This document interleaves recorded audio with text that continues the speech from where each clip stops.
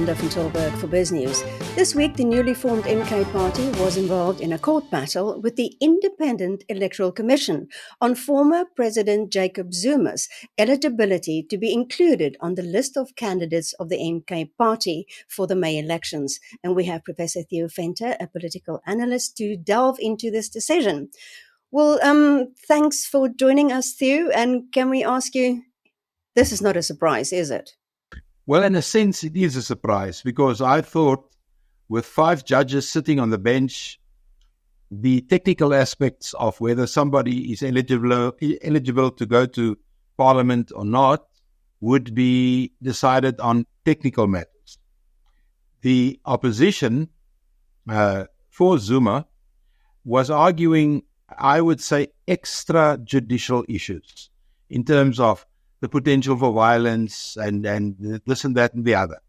The IEC argued strictly on the clause that determined whether you pass the different hurdles or not. And they indicated at each level where he failed. But if you take the external view, like uMkhonto did, and you take that approach, I think the judges were swayed. Now, we do not have a written outcome of the court case.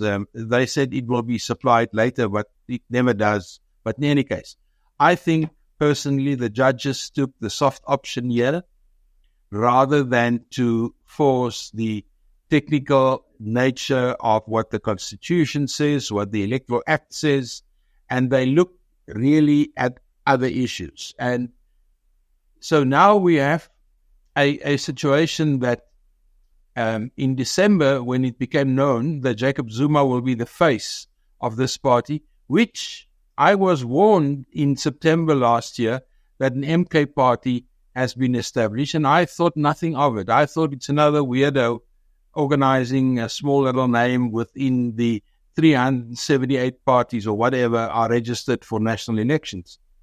Everything changed when Zuma announced that he will be the face of the party. And ever since then, I think the system was under pressure. Not Zuma, the system. He has this cunning ability of a few other politicians, and I can only think of Donald Trump having the same, where he puts the system under stress and not the system him. And what we now have, or let me first argue, if he lost the case today, in other words, if his appeal didn't succeed, he would have, I think, milked the media with his approach that I'm the victim in this case. The system is against me. The politicians don't want me. And you can actually write a book about all the arguments about being a victim. And while I'm saying it, I wonder if he and Donald Trump kind of exchange notes or something, because there's a similarity here. But that would have given him a huge benefit of the media and so forth. Now that he's allowed to be on the ballot, his face is already on the ballot. There was an argument whether his face can stay. Even if he isn't there, his face can stay. Now, that wasn't a difficult decision. I think the IEC tomorrow will decide his face can stay because Buthelezzi's face is on the ballot. And he deceased last year, so I don't think the face is an issue. But now that he's allowed, I don't think the media attention will be so focused on his victimship. It would now focus on the issues that MK does not have. I haven't seen their constitution. I haven't seen their manifesto. I haven't seen their election of leaders. I haven't seen their structure, nothing of the nature. So here we've got a political party that in some surveys may even get up to 20 to 25% of the vote in KwaZulu-Natal without any of these basic elements that one would expect from a political party. Therefore, we've got a different kettle of fish. We've got something here that I think is going to be a game changer in our election coming the 29th of May. So do you think we'll have Zuma back in Parliament? I Well, he's number one on the list. So obviously, let's just work out the calculations briefly. If we assume that there's going to be a voter turnout of about 60%, let's just assume the voting population in KwaZulu-Natal is give and take 6 million. Now, 60% of 6 million is about 4 million people that will go to the polls. If the MK party gets 20% of 4 million, well, it gives you 800,000 people, give or take. 800,000 people divided by 50,000 gives you anything from 15 to 20 seats in parliament. So MK will be in parliament at the level which is equal to that the EFF had 2 elections ago and what COPE had 3 elections ago. So it's significant if those numbers is sustainable. The big question here is, can the MK party, without the organizing structure that the others have, can they sustain an election like this, which is comparable to their media attention? What do I mean by that? Do you have the logistics to get people to the polls? Do you have the networks? Do you have all these organizing capabilities, which of course the ANC has, the DA has. There's several other parties with nice party machinery that kicks into action when we approach an election. MK doesn't have it.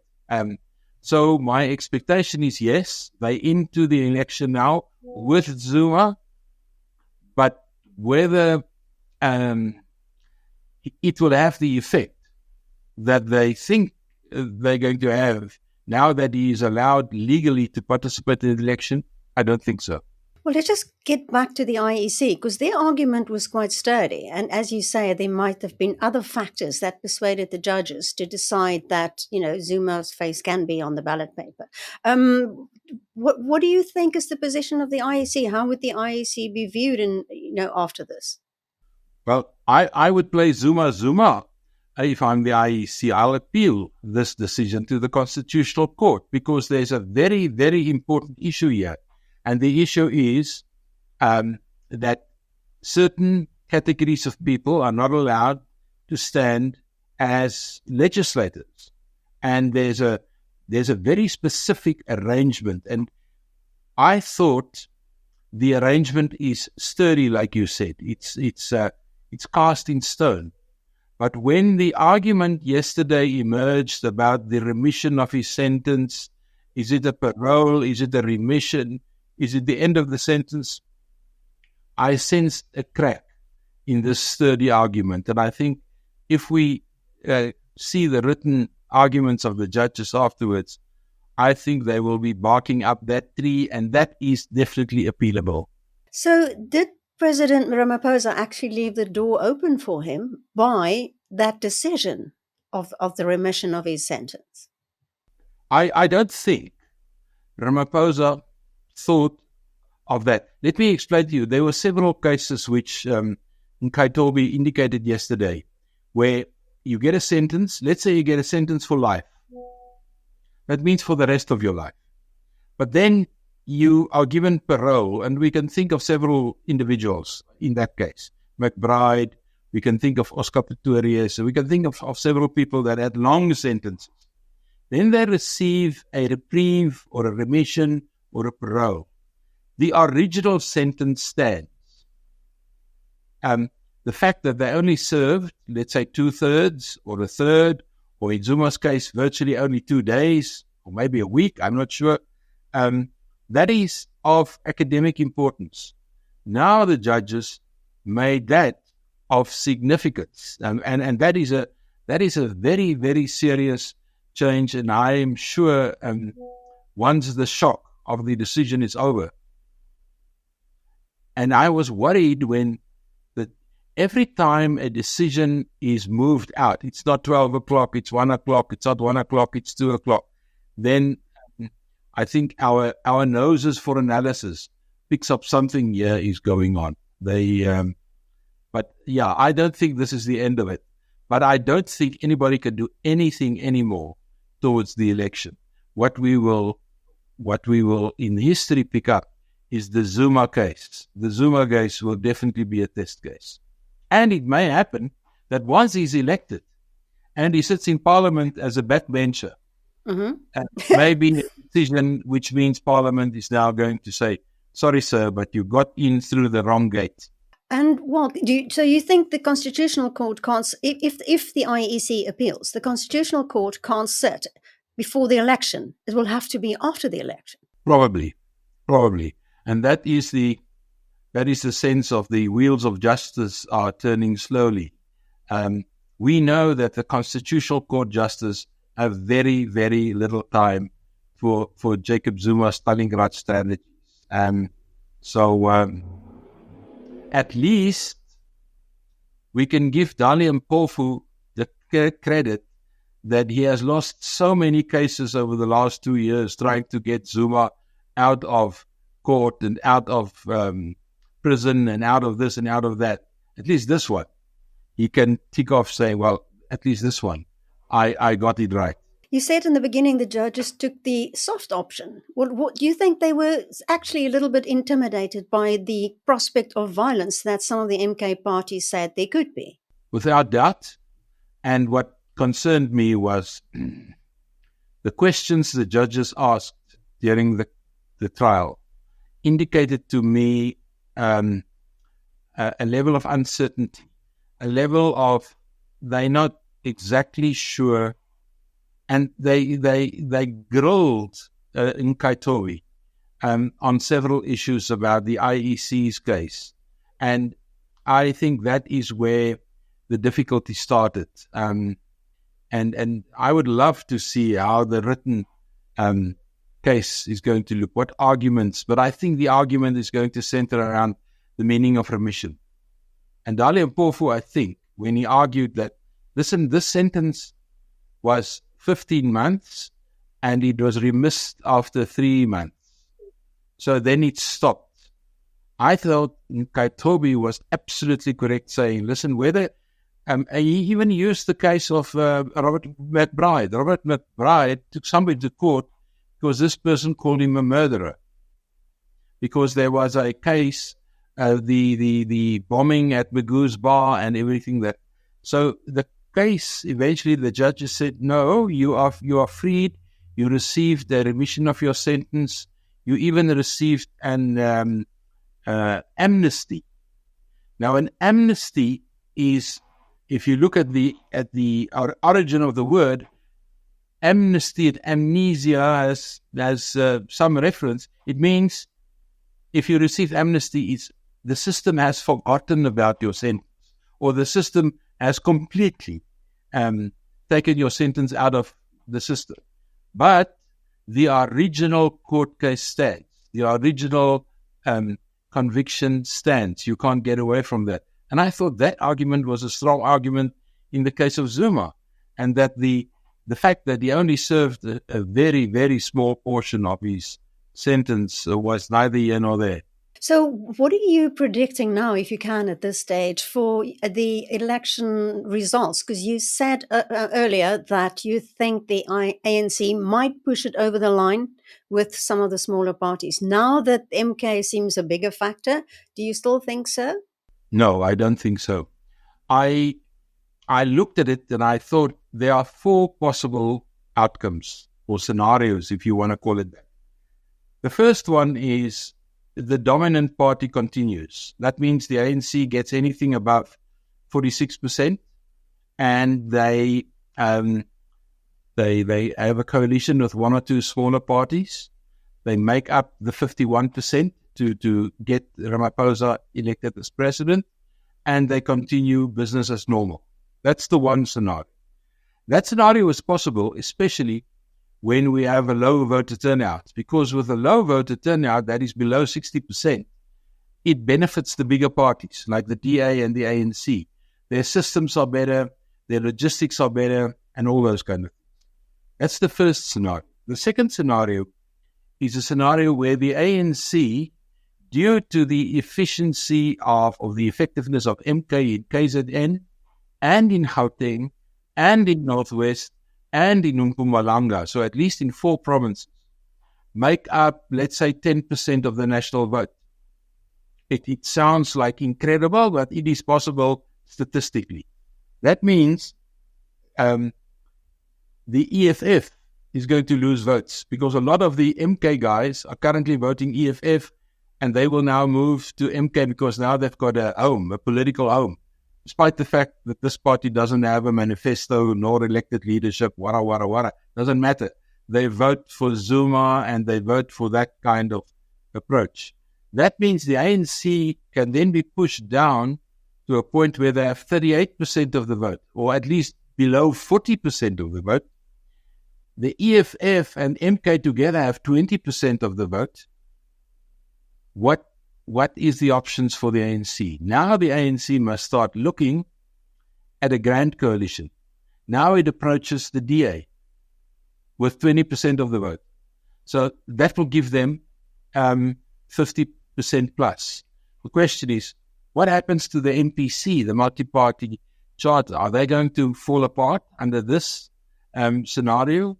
So there is fear among the members that the DA may jump ship or something like that, or even the IFP may jump ship if they are doing well. So that scenario I would call looking for friends in some way or another. The scenario where the MK even does better and the EFF also, I would call the revenge of Zuma. In other words, he always said, I've got a surprise for you. I've got some things. Now he's doing it. So it will bring, and that's why I call this court case and the decision of the court case as being part of a game changer. But there's also a scenario where MK gets only 2 or 3% of the vote because they're not organized.